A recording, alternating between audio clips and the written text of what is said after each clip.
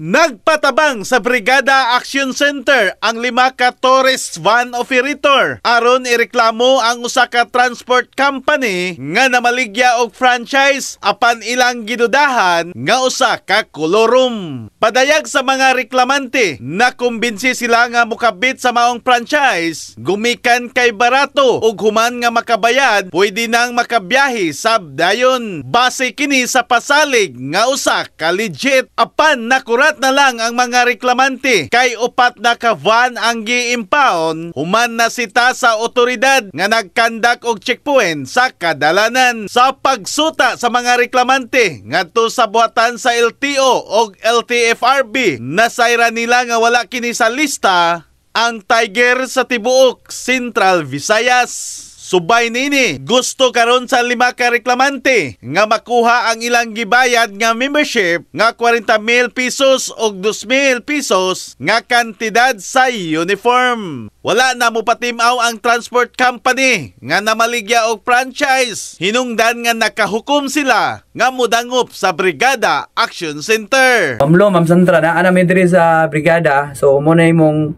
first move nga gibuhat nga kung dili ta makasitol party ane, so naayon siguro lain nga ahensya nga duolan namo nga mahitabo ang among gusto nga mahitabo nga mabalik ang amuang kwarta nga among gibayad sa inyo ha.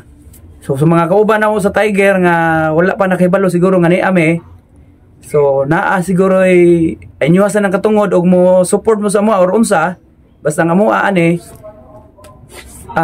legal ang amuang giari dire, ang amo lang mabalik ang amuang kwarta nga gibayad og ang lain nga gusto nga magpa-member makibalo na sila nga dili na sila makabiktima og lain pa nga tawo.